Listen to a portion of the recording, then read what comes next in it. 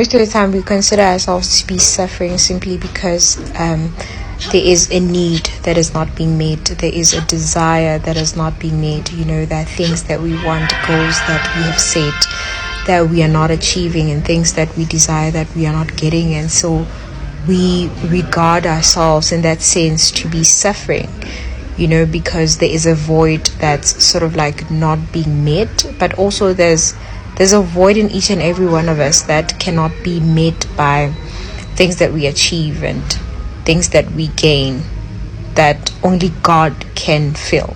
But that's not what I'm talking about right now. So the reason why God allows us to suffer for a little while and does not give us the desires of our hearts immediately is because He is much more interested in our character than He is our comfort.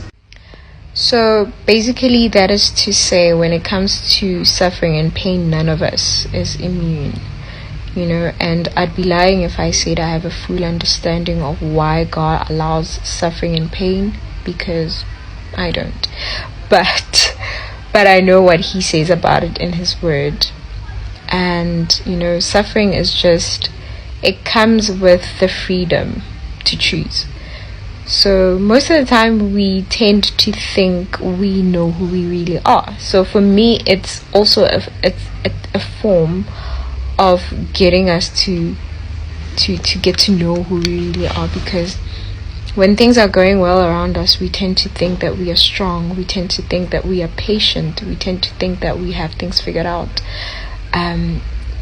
only to discover all of a sudden we don't have an answer. We don't have a solution, and God is our only option. That is when we get to turn to God, and to me that just serves as a reminder to say we are actually not the doers of our own lives. And God says in His Word that those who sow in tears will reap in shouts of joy. It also says, but after you have suffered a little while, I, the Lord, will make it happen. So it's not before, it's not during, but it's literally after you have suffered. So to me, that emphasizes the importance of suffering.